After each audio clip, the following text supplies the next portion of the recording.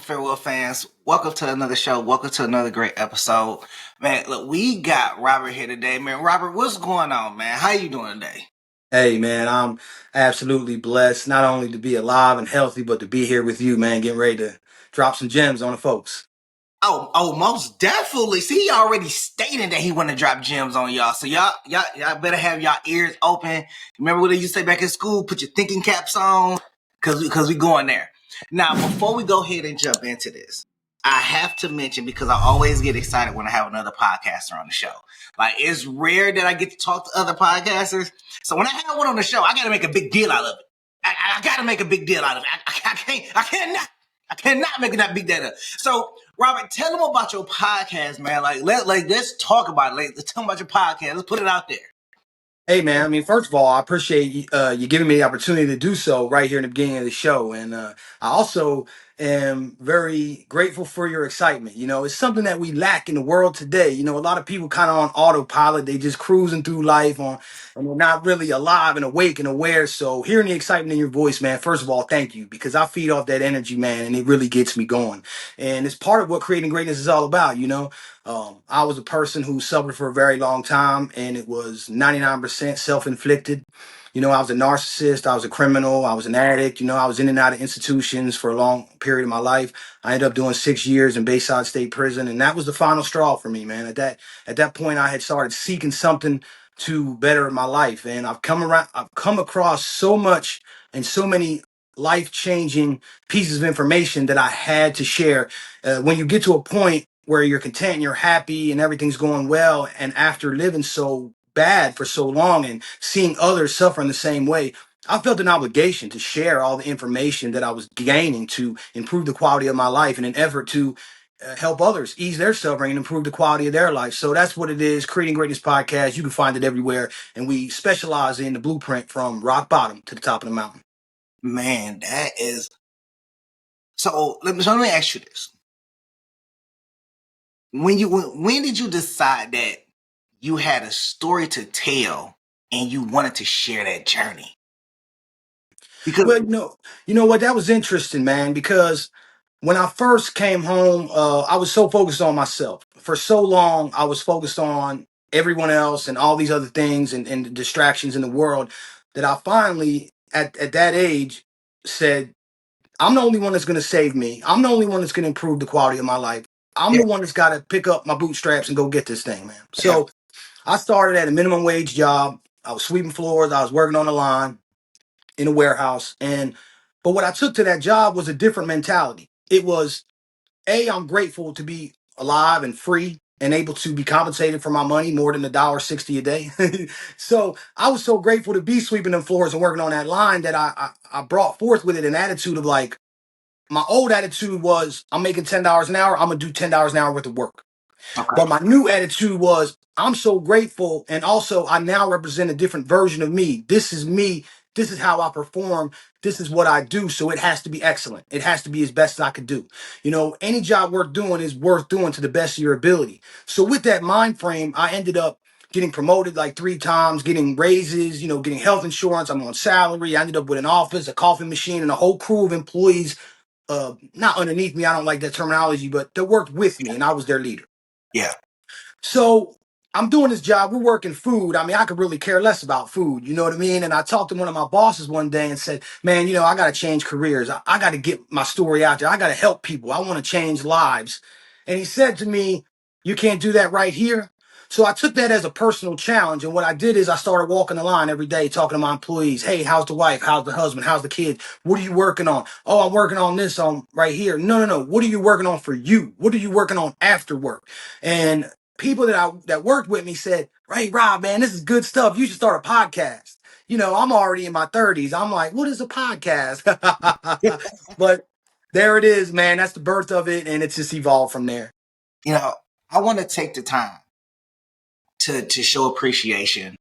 One for self awareness, and it takes a lot for somebody to have that self awareness, and it takes even more for somebody to go and have conversation to try to help somebody else and try to guide them and show them that you can do more than this. There's so many opportunities out there to make money, and you just got to just take the time to go in and do it. And and just like yourself, I like to tell people, you invest 8 hours for somebody else to make money. If you just took 1 hour to invest in yourself, it's going to go a long way. You just need 1 hour. That 1 hour eventually will turn to 2 hours because you're going to start enjoying it, and then you're going to start expanding on it. Then it's going to turn to 3 hours, and then as it starts to build and grow, it'll turn into it'll turn to a whole second job.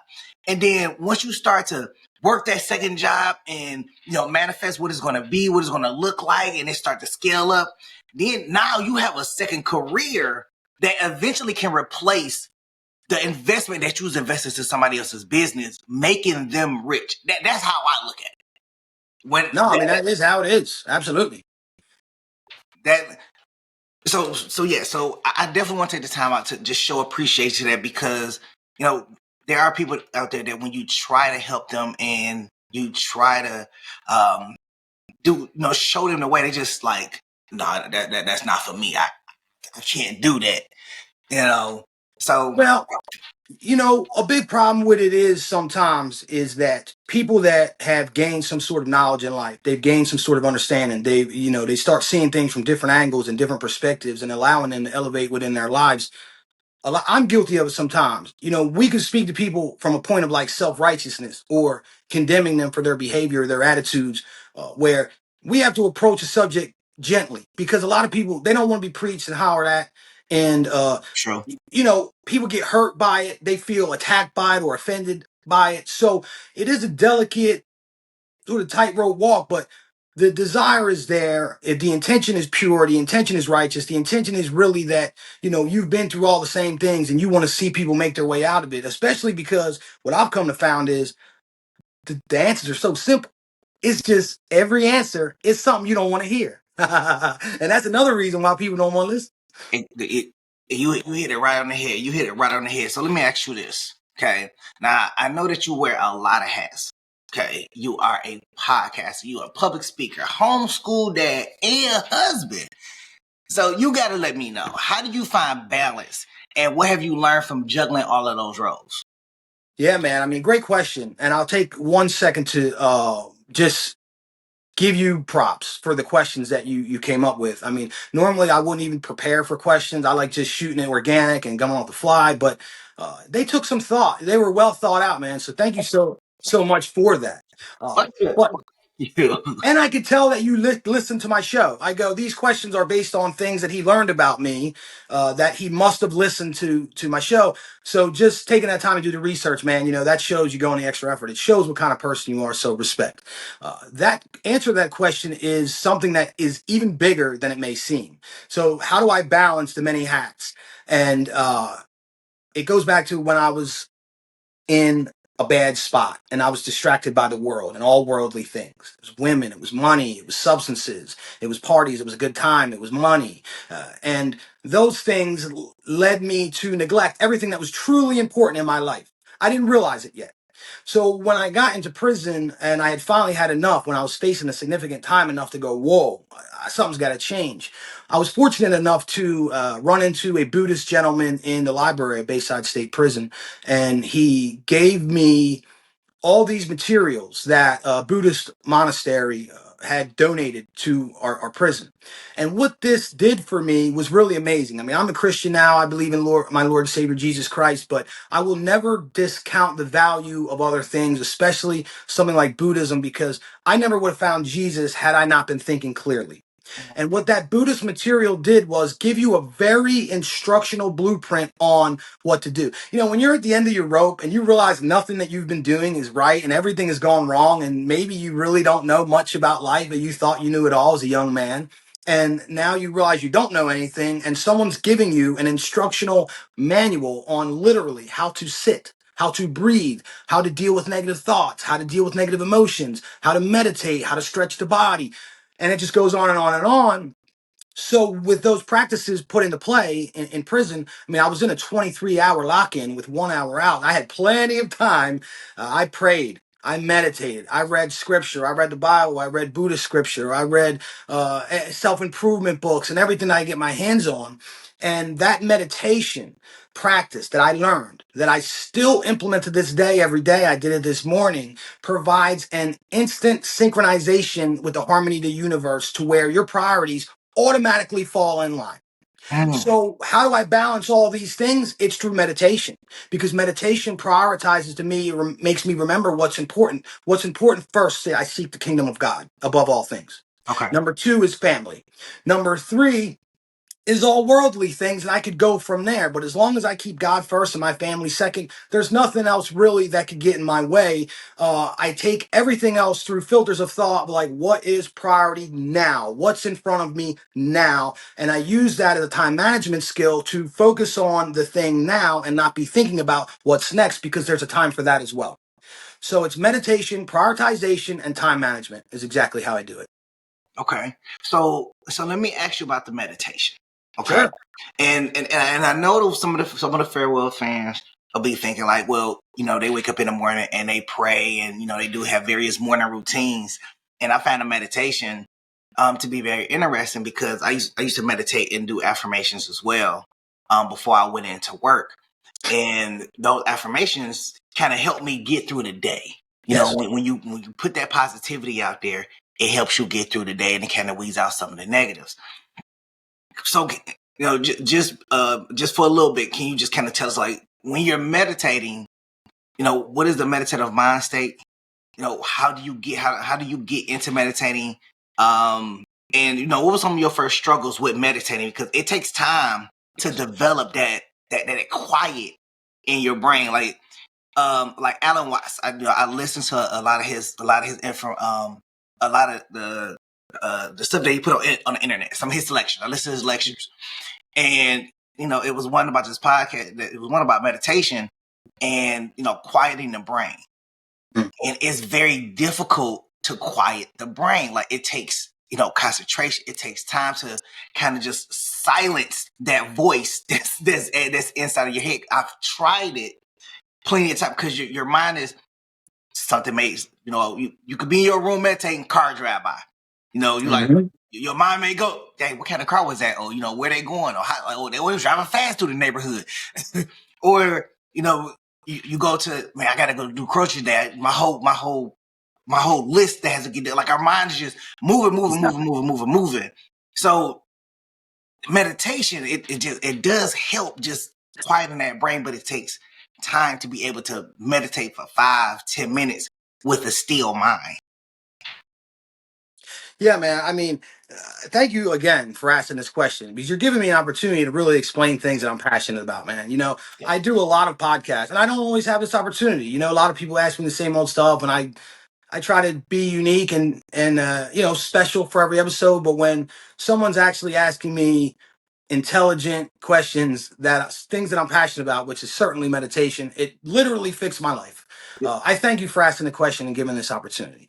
Well, Now, bear with me that I bring almost everything back to God, because in my experience, if you focus on a subject long enough, or you debate a subject long enough, or you dig into a subject long enough and go down that rabbit hole, you end up at God. And back to what I was saying earlier, a lot of people don't want to take help, because whatever you're going to say to help, there's a saying, it's that everyone wants to heal until the medicine shows up as discipline.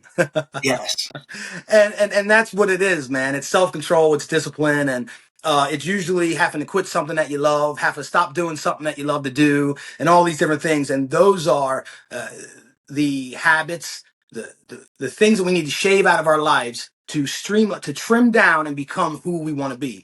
Another thing about whether people want to hear it because it's something that they don't want to hear, but also anything that's going to improve the quality of your life, anything that's going to elevate you, anything that's going to bring you closer to God, the devil's going to try to keep you away from it. The devil's going to try to do everything within his power to keep you from doing it. And something that you mentioned is part of that plan, in my opinion. It's, I can't quiet my mind. I don't know how to meditate. This person says you have to do it this way. This person says you have to do it that way. I would like for anyone to open up the idea of meditation in your mind and drop all of that. That's the immediate thing, because without expectations, then you have a whole open playing field to get into. You could sit how you want. You could breathe how you want. You could think what you want. And you don't have to have a quiet mind. If you sit there and think, oh, I have to have a quiet mind to be meditating, then you're not really meditating. What meditation is not connecting to the thoughts, not attaching to the thoughts, not going down the rabbit hole of thought. You may think, it may pop in your mind, what do I got to do later? That's okay. Let it go. Don't go, oh, well, it's laundry, it's lawn, it's kids, it's it. Just don't attach. And then the thing that will be the battle of it is because sometimes the thoughts will go, oh, I got to do this, or I wonder what so-and-so's doing, or I wonder what I'm going to eat later. And you can have those thoughts without attaching to them. It becomes practice, but it does start to get easier.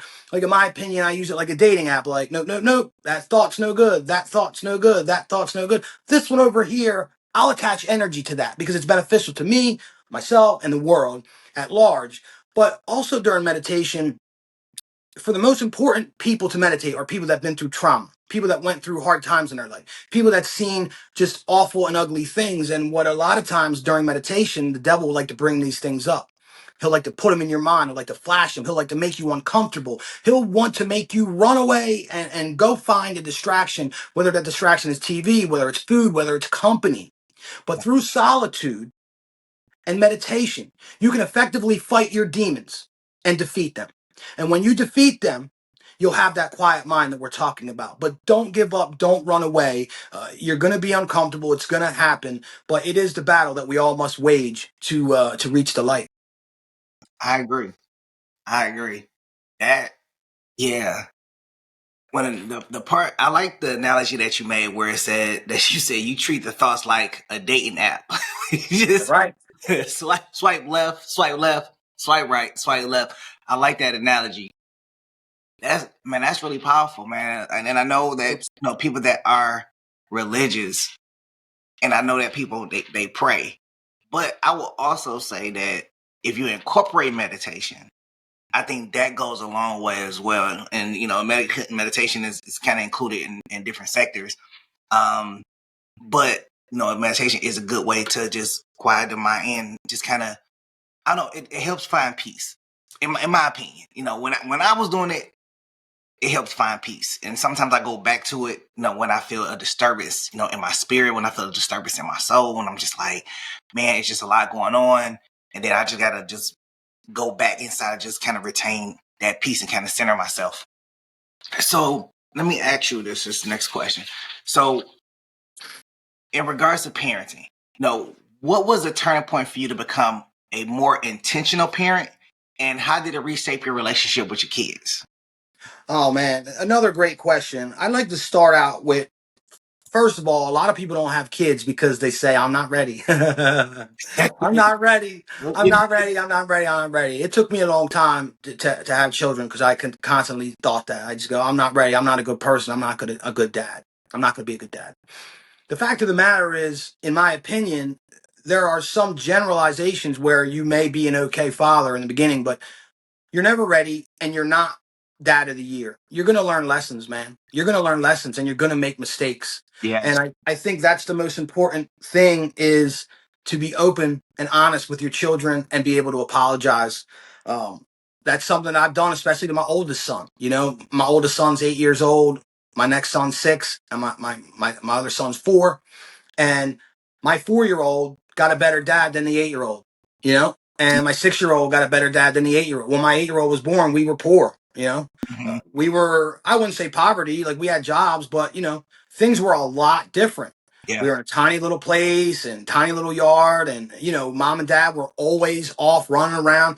We were up one vehicle, 4 o'clock in the morning. I'm taking her to her job. I'm going to my job. I'm dropping him off at grandmom's and all these different things. And I made a lot of mistakes, but through the course of that, I got better. I got more financially stable. I got more comfortable with being a dad. I got more emotionally well. I got more spiritually sound in my faith. And as I grow and develop, my sons do. And my sons understand that. And I think where I became more intentional as a parent was 2020, man. When all this stuff went haywire and a lot of nonsense, in my opinion, is I kept getting laid off. My wife tells me, hey, I can go make double what we make, and we could travel and all this different stuff, do the nursing, and you could hang out with the kids and start your business, do all the things that you want to do, and with the podcast. And I go, No, no, no, no, no. I'm a traditionally masculine, old school man. I go, I got to work. I got benefits. I got 401k. I got a good salary. There's no way I'm doing that. But then with all the constant layoffs that year, I say, you know what, babe? And she's finding jobs in Hawaii and Alaska and Texas and all these cool places. I'm like, let's go. So when I went and did that and started raising my own children. Daycare's not raising them. Grandma's not raising them. The school's not raising them. Yeah. I'm raising them the way I want to. And the benefit for me is I'm raising young men. So as I told you before, while I made many mistakes, I was always open. I was always honest. I always was apologetic to my children. And I also remained open to learning from them as much as I teach them. It's a reciprocal thing with children, man. And if you're not learning from your children, then you're making a mistake. In fact, the Bible even says, Jesus says, be childlike, and that helps you keep that mentality of openness and wonder and excitement about life. But that's when the intentional shift change came. And it was, I want this for other families to be able to be home with their children, raising their children, instilling their values and ethics and traditions, not some indoctrination from the school, some minimum wage worker at a daycare that doesn't care about your child, or even not grandma. Grandma's for a visit, not to be raising my kids. And that's just changed my world, man. I mean, my family life is like my rock, and it's a special thing, man. So let me ask. So first thing I want to say is that you're absolutely right. Thank you. Love that. So the part where you said that your oldest son got a different dad than your Yeah. youngest son, and then and also from the second son. That's how I feel with me and my siblings. I know they got a different mother. Right. Like, me and my siblings on my mom's side are 12 and 14 years apart. So I know they got a totally different mom. Like the mom they got is not the mom that I received. Like, and like like my mom, cause my mom had me at a young age, so she had to go out there, work, and do all of that. So she wasn't as present. So my grandma, my auntie, that's what I was raised on. My brothers, on the other hand, they had a father. My mom was more present with them because she wasn't as present with me, so she was more present with them. So they had a lot more of my mom's attention and her being home, and they was able to have a house with their own room. I was living with my grandma. I didn't even have my own room. Yeah. Room for like 2 seconds and then we left.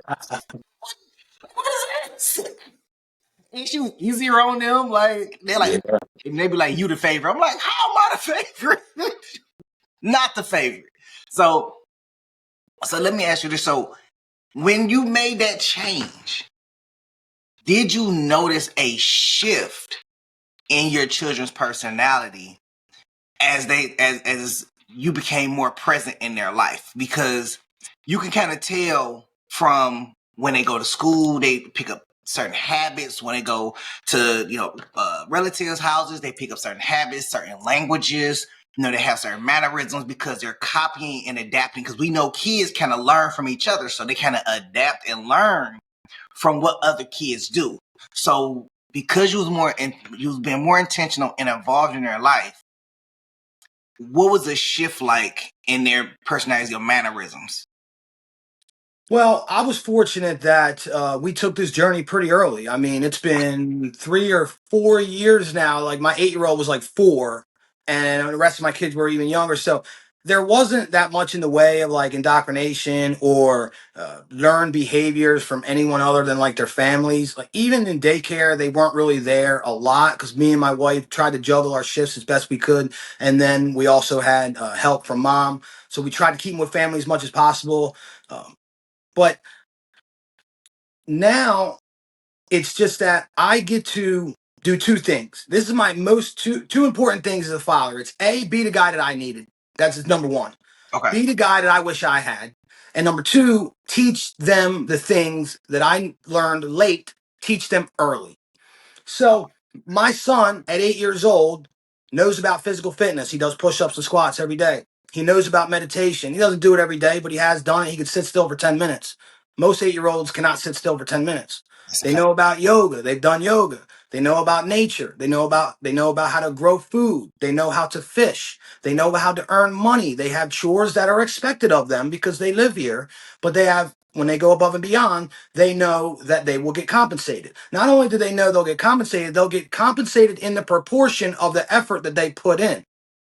Okay. So these are like the lessons that I like to teach my kids. Like you can go and go to school and learn how to be an a-hole from the other kids. You can learn how to remember a lot of information that is either biased or may not even be true, depending on what school you're going to and what they're trying to teach you. True. You can go and learn a bunch of skills that you'll never use in real life, or you could do the 4 hours that I have to do to get them through school and that. And then we could do 4 hours of talking about nature, talking about science, talking about they could be doing chores, we could be going fishing, they could be out collecting worms and doing boy stuff and really getting a well-rounded education. And I can also be teaching them at the same time values, morals, ethics, God. And so they can know all the science, the mathematics, the reading, and all that stuff to get them through the education portion of their life.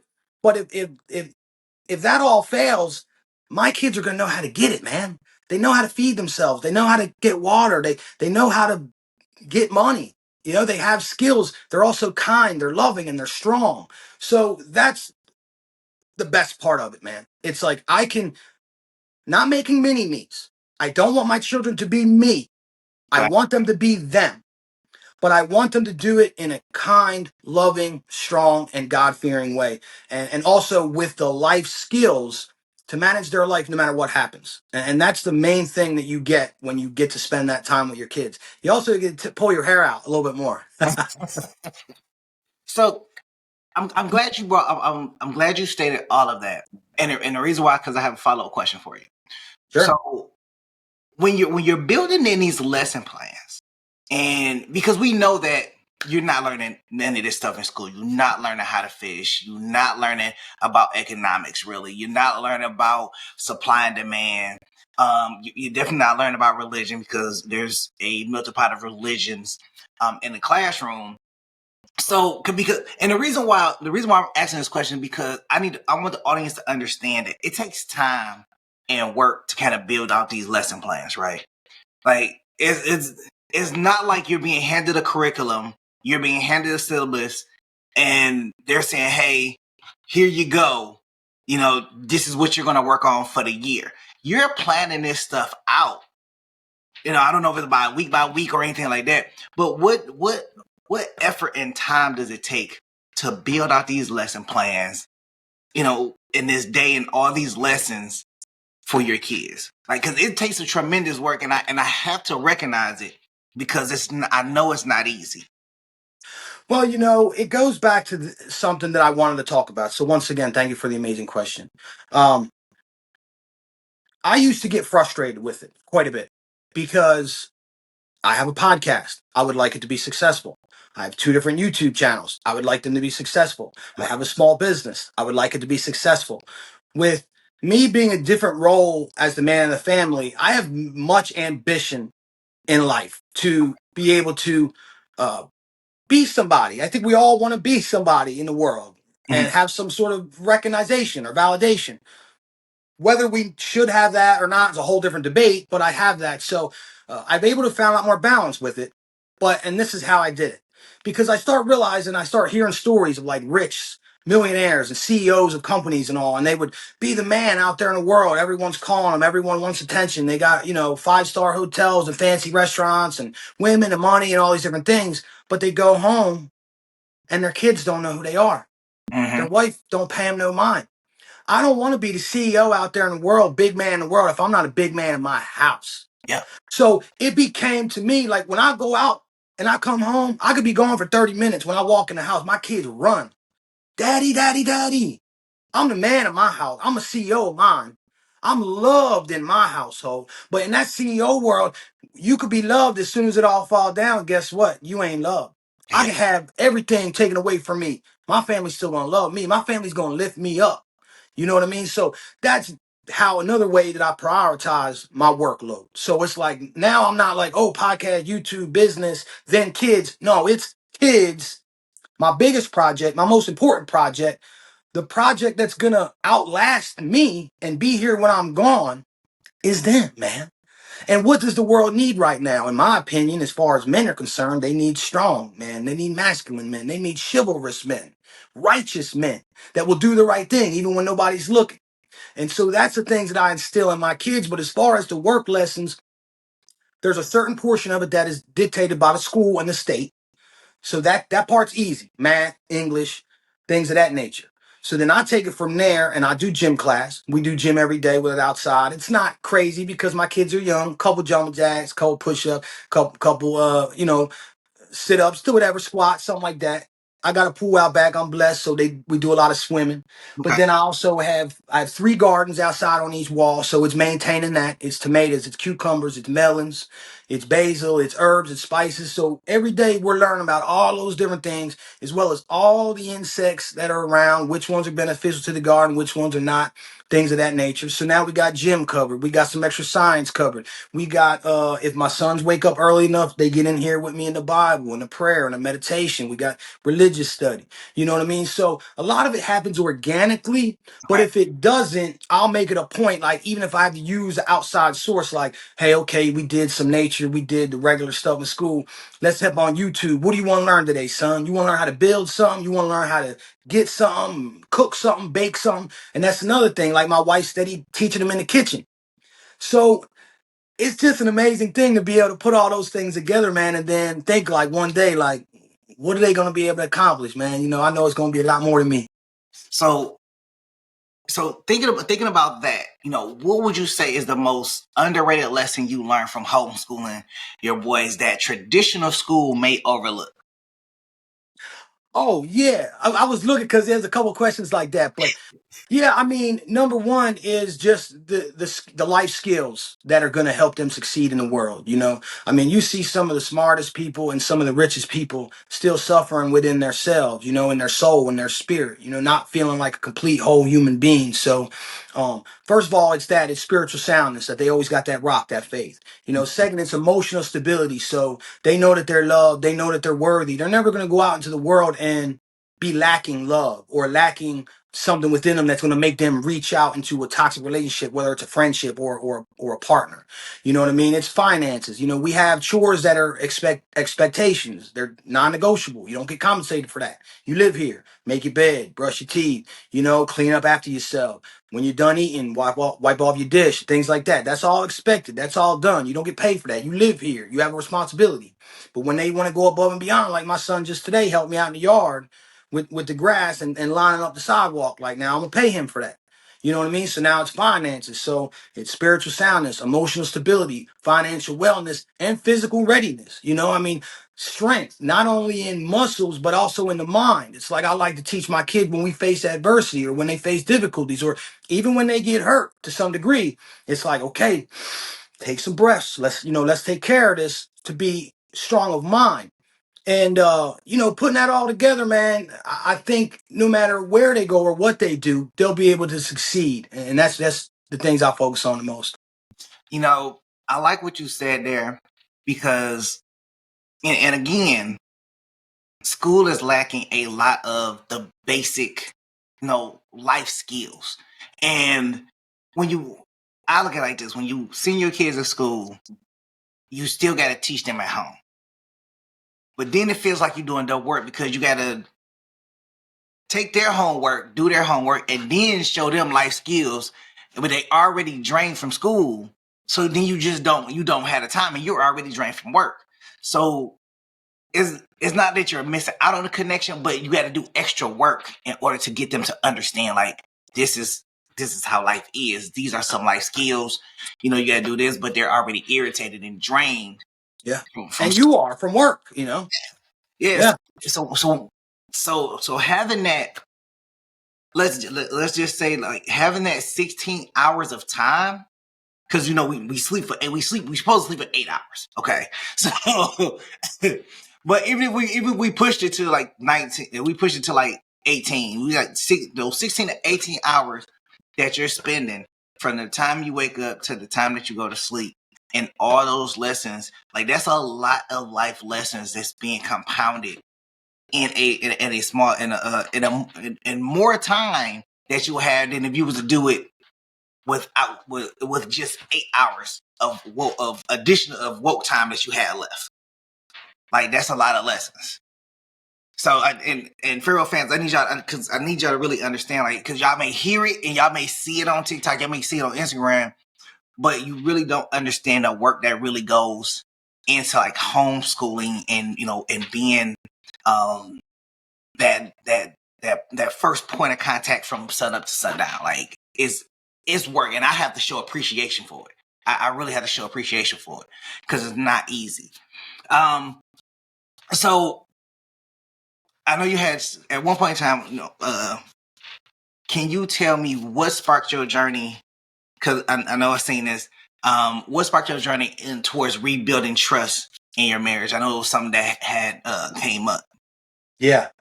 Yeah, well, I mean, once again, a really great question, and I think it is for men and women. You know, Yes, definitely. there's a lot there, like to unpack, really, and I'll try to keep it as concise as I can. First off, I think that loving someone or trusting someone, period, is a scary thing. You know, uh, we've all been hurt. I think I could say that. I think everyone has been heartbroken. Yes. Everyone has been hurt. Most people have been betrayed, their trust and broken and shattered. Yep. So we can be jaded in the way that we approach new relationships. And I was guilty of this. I met myself a good woman, a God fearing woman, a woman that doesn't only care about herself. You know, she's a nurse. She cares about the world, and she definitely cared about me. And I loved her, or I thought I did, and I was learning to, but I still was very jaded. I was still very guarded, Mm. and I still behaved in ways that were not conducive to a long, monogamous, faithful marriage. I didn't know how to.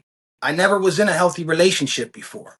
I Okay. was in toxic relationship after toxic relationship, and me and my wife, we were very attracted to one another. We hopped in, we had kids, and yeah, man, we just jumped in both feet. You know, we both were at odds with our family a little bit at the time, so we hopped in together and we made a new family.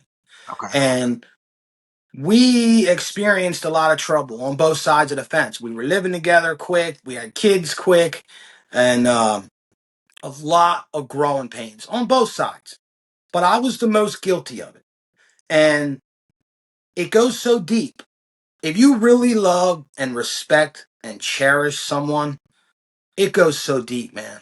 I mean, there's things I was doing that I didn't realize uh, that was hurting my wife until this all kind of came to a boiling point. Like, even if she caught a glance, if I glanced at another woman, the way I spoke to another woman, just liking another picture on Facebook or Instagram, it's that deep. It's that deep. And you shouldn't say, in my opinion, to your wife, like, well, what are you talking about? Like, that I don't even know it's some model on Instagram. Like, no, you're lusting after another woman. You Mm. may not be cheating, but it's inappropriate. Yeah. You know, gauging conversations, with other women, or with women at the job or at a different, a store or something, understanding like when it became appropriate or like when the line was being crossed. So all these things have to be learned. And if you're committed and you love the person, I think you have to be receptive to anything that they say is hurting them or is hurting the relationship. Yeah. Because the facts of the matter is you're going to grow together, or you're going to grow apart. At this point, we already had children. I was committed. Mm-hmm. Not to mention that I've been with so many other females that treated me like a dog. I mean, I was a dog, but they treated me like one. My wife treated me like a king. My wife treated me like a king. I fell in love with my wife because it was things like, what can I do for you? How can I make your day easier? Things like that. And then when I said, hey, babe, I'm going to quit my job and start a business. I got a dream. Do it, babe. Do it. You sure? We're going to make less money, but I'm going to make it work. I know you're going to make it work. I love you. I love you. But even with that, I made some mistakes. And here goes my advice for that. I already told everyone, don't come in jaded, come in an open mind. Treat them like they show you. Don't treat them like the person behind them. Number two, adapt. If you're committed, adapt. Be receptive to anything. It doesn't mean you can't rebuttal in a respective way, but that's the way that y'all gonna work out all them problems, is through constant communication. Have the difficult conversations. Have the conversations that hurt. Have the conversations that make you want to run out the room. And in my case, it was because I was embarrassed and I was ashamed. And that is because demons, your skeletons in your closet, demons cannot exist in the light. So we must expose them. So what I did with my wife was I told her everything. If you're going to leave, you're going to leave now. This is all of it. This is the nasty person that I am right now. I want to change. I love you. But these are the things that are in my mind and I have done and are plainly out to see in front of you. All my secrets. And when I exposed those demons into the light, they died. Okay. Because now I have another person with me to wage war against them. Okay. And also I have a person that I love so much that I'm willing to fight for them. And I'm willing to fight these demons daily. I'm looking at another woman. No, Robert. I'm liking a pic. No, Robert. This woman's texting you even though she knows you married. Block her. Eliminate it.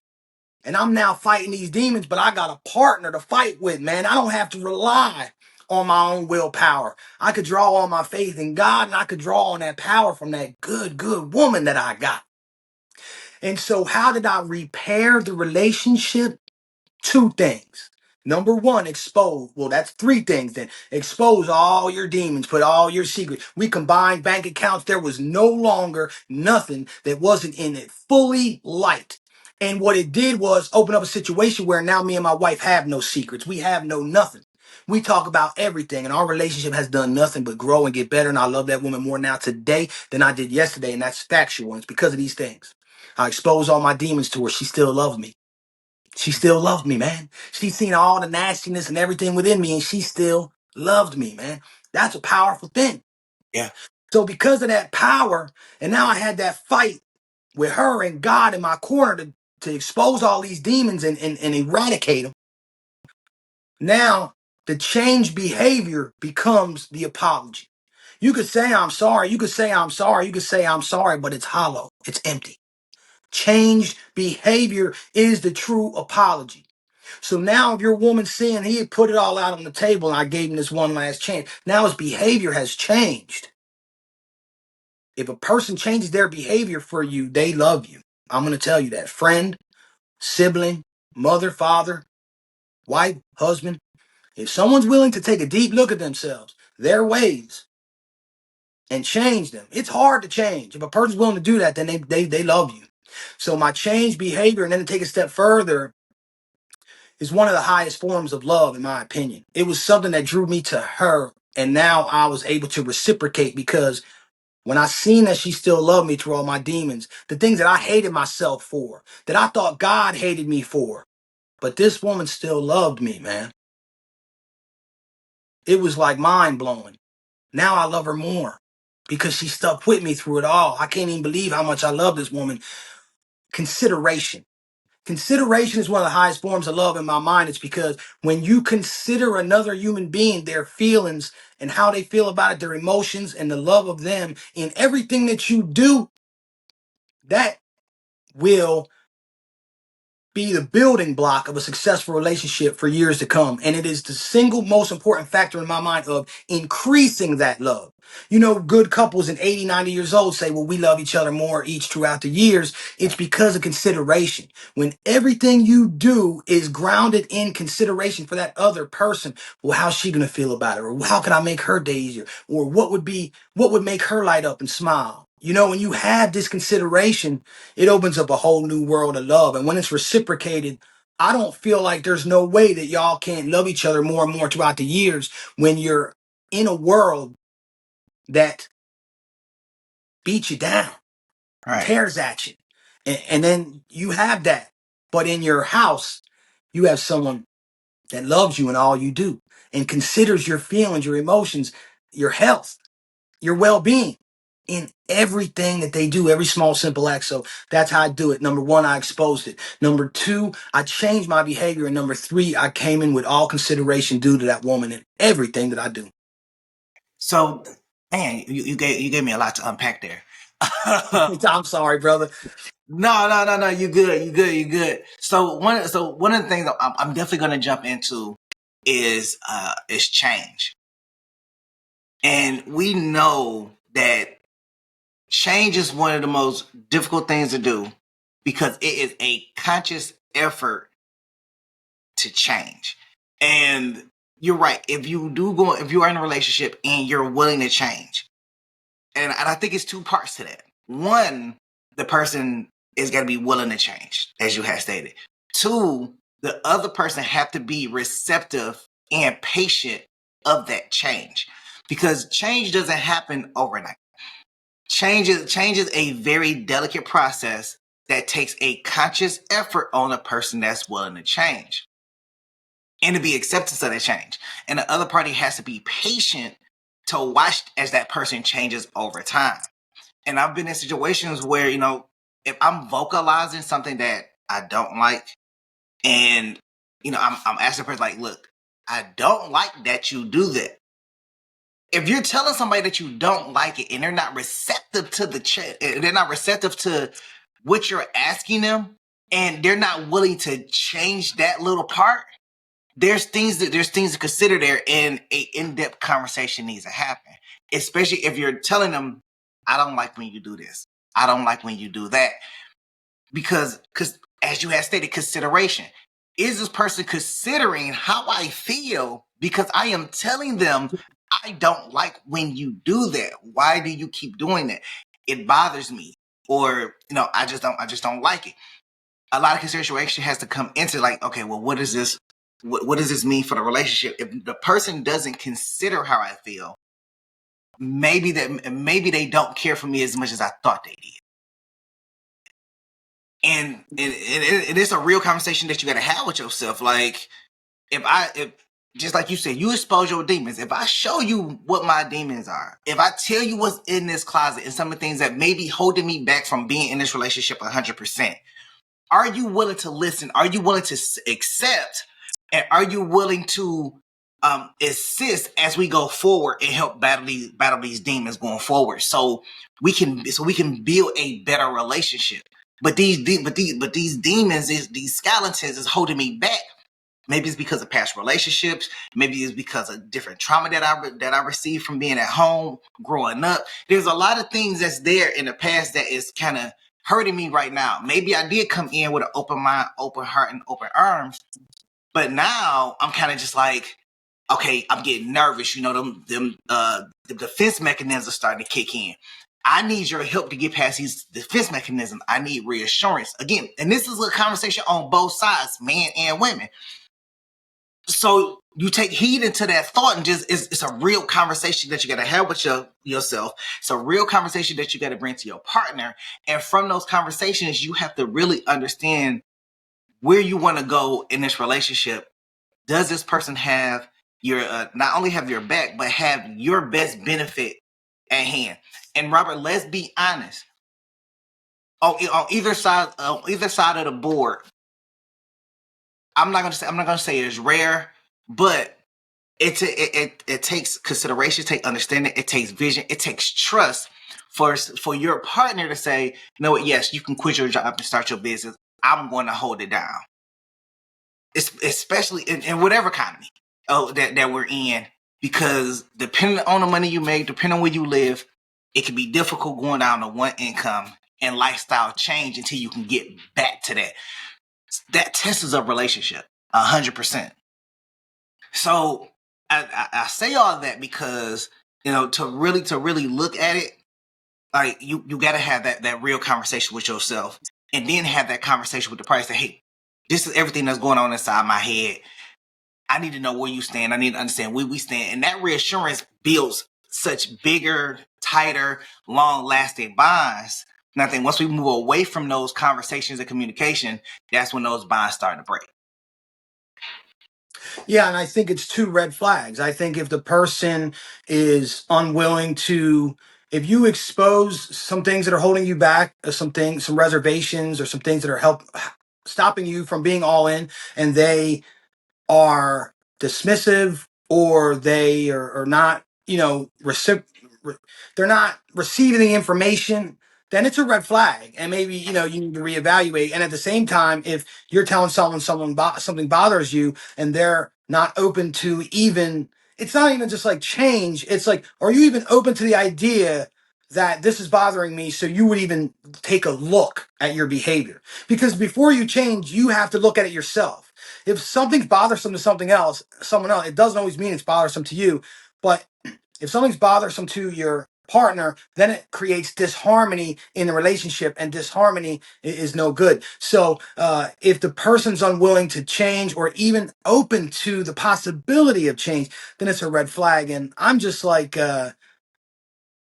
past the point, I've been married for 6 years now, and happily, and will be till the day I die. But before that, I was like past the point of wasting time with people that weren't willing to help me grow and help me evolve. I mean, me and my wife are really like iron sharpens iron. We bounce everything off each other. We're in constant communication. We're constantly trying to figure out together how to elevate and keep our family moving in the right direction. And, finding someone like that is just invaluable. You could do bad all by yourself. So if you see red flags, don't operate out of lack. You're worthy. You could do something so much better. Just move on.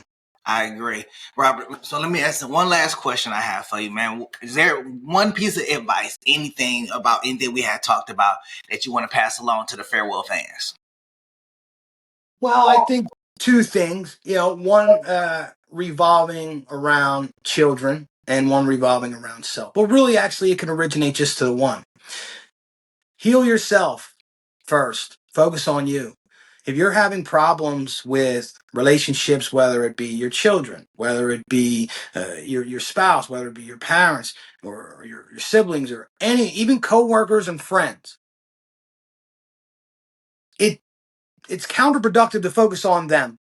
Even with children, like, I could tell my kids all day long, be righteous, be good, don't smoke, don't eat too much junk food, and all these things. But if I'm doing all those things, they're going to do all those things. Mm-hmm. I could tell my wife, like, we need to go to church, and we need to read the Bible, and we need to be praying, and all these things. But if I'm not doing them things, she's not going to be doing them things. Right. Not to mention, if I'm not whole and complete within my own self, my own spirit, my own body, mind, and spirit, then I'm operating out of lack. So to fix anything in your life, to fix your job, to fix your relationship, to fix how you're raising your children, you have to bring it back to self. How am I operating? How am I operating? Am I emotionally stable? Am I spiritually sound? Am I physically strong? Am I financially stable? And these questions could be difficult, and they could also be difficult to rectify. But if you focus on self, and you start radiating love and peace and contentment and positive energy within your own being, it will radiate, it will expand, it will move on to your family, your friends, your community, your world. And now you're living in a totally different world. So I think that any problem in the world of any specific nature can be solved here. And it takes sometimes solitude and get away from the distractions, but it is the answer. Robert, one thing I want to say is that I admire everything that you're doing, and I have a deep appreciation for it. And thank you for coming on to the channel. Man, this has been a rewarding conversation. Man, Farewell fans, I know y'all gonna love this episode, man. Eyes open is everything. I'm a loss for words, and that's rare. It's rare that I'm a loss for words. I have no words. But Robert, thank you for getting to come on the show, man. We really appreciate the gems that you dropped. You dropped a lot. I think people gonna get rich off of the stuff that you just dropped over here. But Farewell fans, we'll catch you on the next go around. We'll catch you on the next interview. Catch you on the next episode. Peace. I appreciate y'all. Peace.